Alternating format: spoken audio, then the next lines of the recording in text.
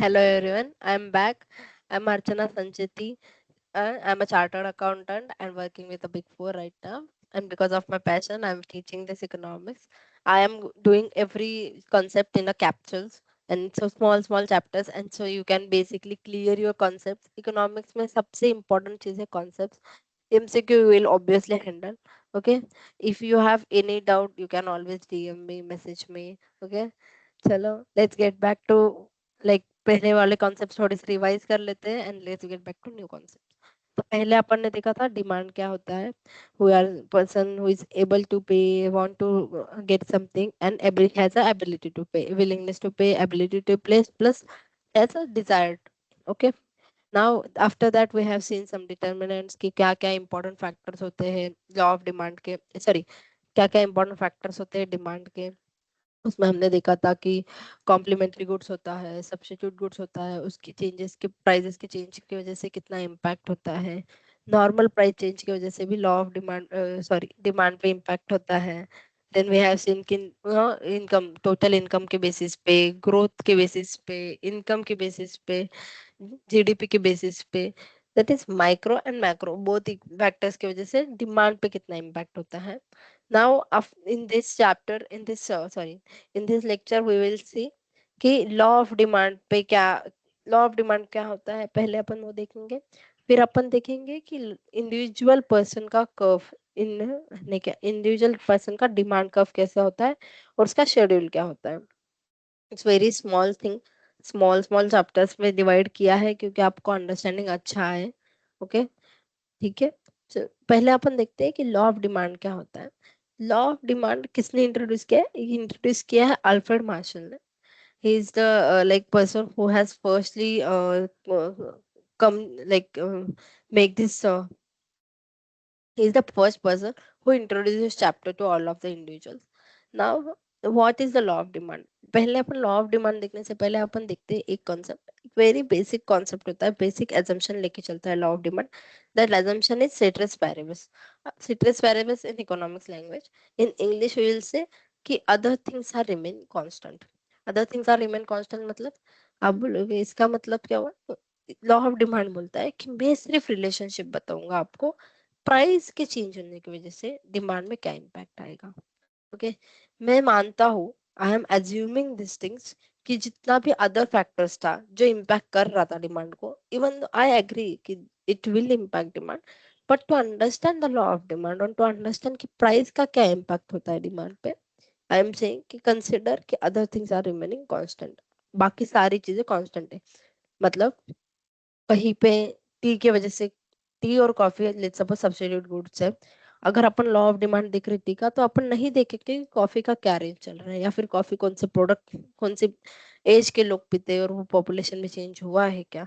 अपन नहीं देखेंगे जो पर्सन कॉफी पी रहा है या फिर टी पी रहा है उसका टोटल इनकम में चेंज हुआ है क्या, उसकी ग्रोथ हुई है क्या, उसका जॉब तो नहीं चला गया। ये जो इम्पैक्ट करने वाली चीजें will not see that, will just see कि उसके प्राइस में, जैसे सपोज टी के प्राइस में अगर सपोज 2 रुपए से बढ़ती होती है या फिर 2 रुपए से इंक्रीज होता है टी का प्राइस, तो कितना डिमांड पे इम्पैक्ट आ सकता है। ठीक है,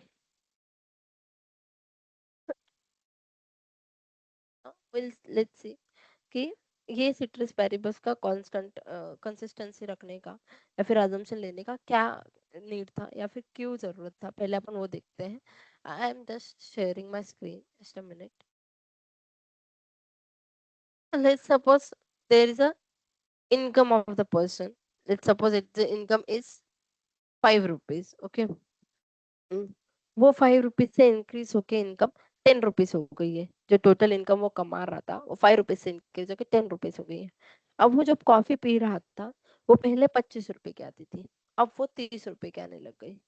इसकी वजह से डिमांड पे इम्पैक्ट होगा या नहीं होगा। पहले अगर सपोज इनकम बढ़ जाती थी पर्सन की, लेट्स सपोज टोटल इनकम बढ़ रही है पर्सन की, तो मे बी वो ज्यादा कॉफी कंज्यूम करता था। बट बिकॉज अब प्राइस भी बढ़ चुकी है कॉफी की, मे बी और मे नॉट बी वो कांस्टेंट कॉफी पिएगा। और अपन ऐसा बोल सकते हैं कि लेट्स सपोज पहले वो कॉफी की प्राइस 25 रुपए थी, अब वो 30 रुपए हो गई है या फिर 40 रुपए हो गई है।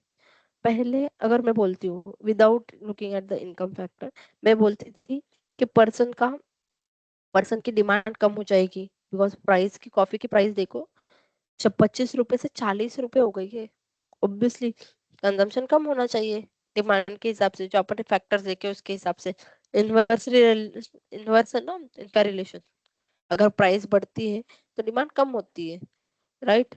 बट बिकॉज द पर्सन की इनकम भी इंक्रीज हुई है, तो उसको फर्क नहीं गिर रहा है कि कॉफी की प्राइस इंक्रीज हो रही है। तब भी इज लाइक कि ठीक है ना, मेरे को कोई फर्क नहीं गिर रहा है, मेरी इनकम भी इंक्रीज हुई है, इन्फ्लेशन है मार्केट में, इतना तो चलता है, ही विल बी लाइक। इसलिए अपन बोलते हैं, और इसकी वजह से लॉ ऑफ डिमांड में नॉट वर्क। इस वजह से अपन देखते हैं सिर्फ और सिर्फ प्राइस फैक्टर के इम्पैक्ट की वजह से कितना डिमांड में इम्पैक्ट हुआ। आप बोलोगे अगर ऐसा एजम्पशन लेके चल रहे हैं, तो what is the relevance of reading all of this? क्या फायदा है मैं ये सब पढ़ के, अगर मेरा एजम्पशन कभी रियलिटी में कभी रियलिटी में हो ही नहीं सकता है, तो मैं क्यों पढ़ रहा हूँ?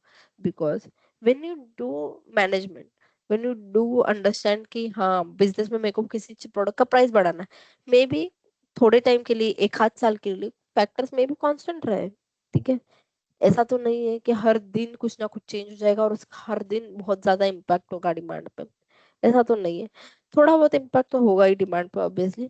But we are assuming just because मैं अगर प्राइस, लेट्स सपोज मैं ऐसा बोलती हूँ कि मैं पार्ले जी का प्रोडक्ट 5 रुपए में बेचती थी, अब मैं 7 रुपए में बेचूंगी, तो उसके वजह से क्या इम्पैक्ट होगा, वो भी स्टडी करना पड़ेगा।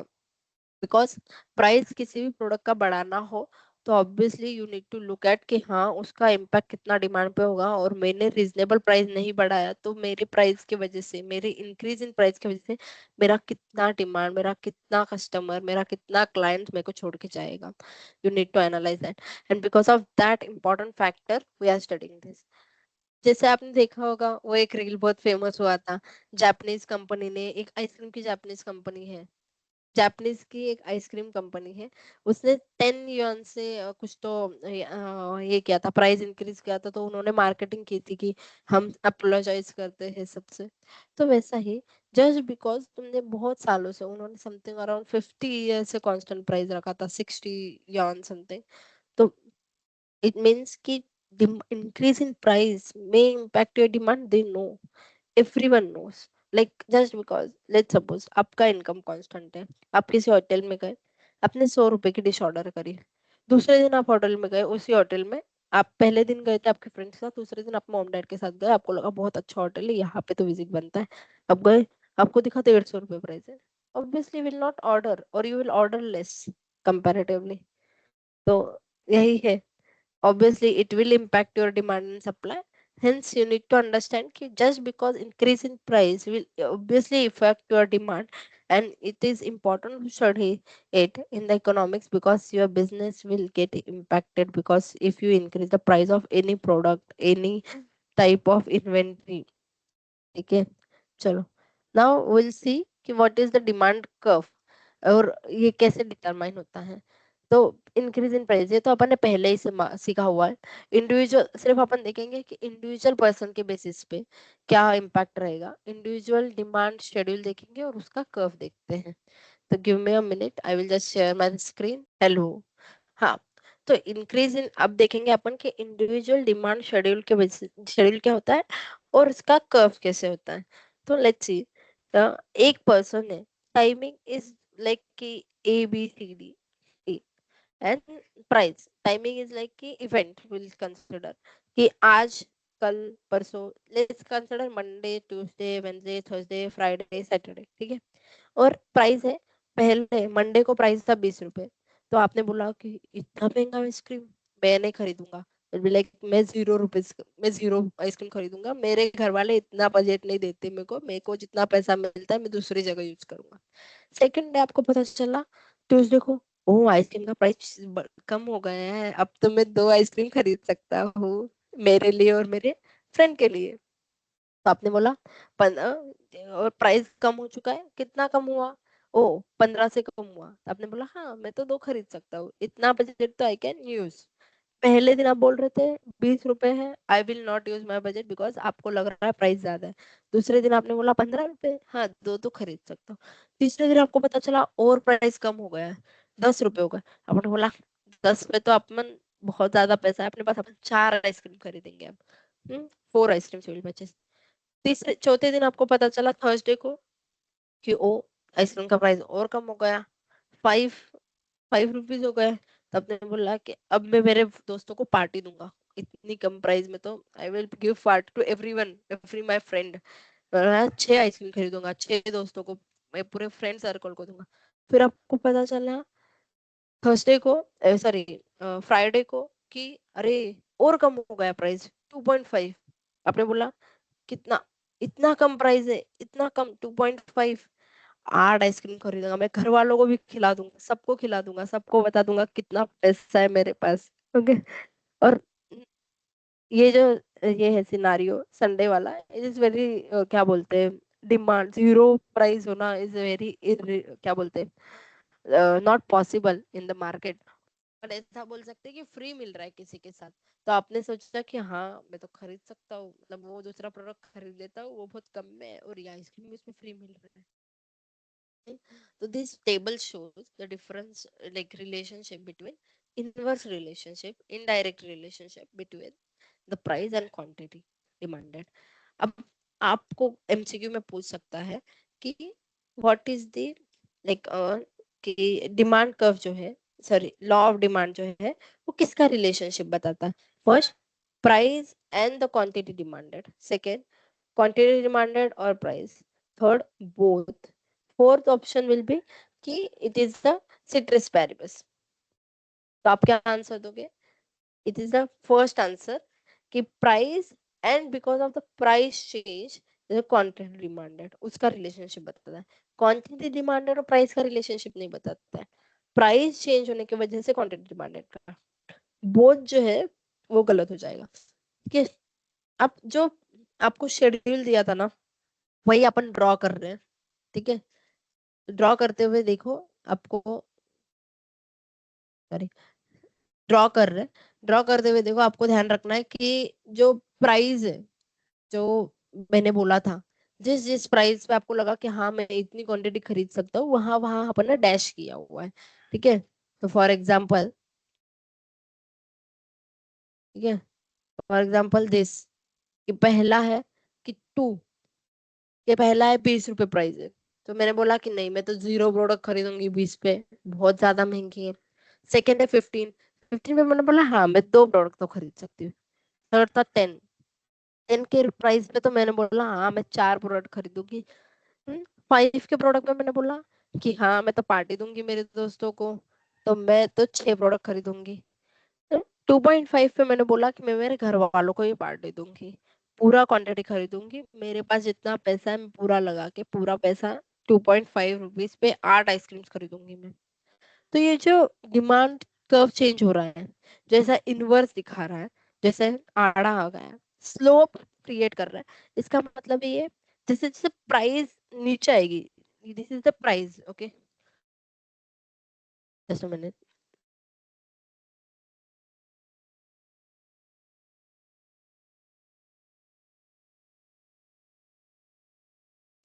This is the price, okay, this side is price, okay, this side is quantity demanded, right. अब ये बता रहा है कि because of change in price मैं कितना क्वांटिटी डिमांड कर रहा हूँ। ठीक है, करेक्ट, अंडरस्टूड। कितना इम्पैक्ट होगा because of change in price, ये बता रहा है। Okay, I hope you are getting it guys. मतलब प्राइस के बेसिस पे क्वांटिटी चेंज हो रहा है, क्वांटिटी के बेसिस पे प्राइस नहीं चेंज होता है, इतना याद रखना। प्राइस के बेसिस पे, सॉरी, प्राइस के बेसिस पे क्वांटिटी डिमांडेड चेंज होगा। Now let's, we have understood this concept, I think.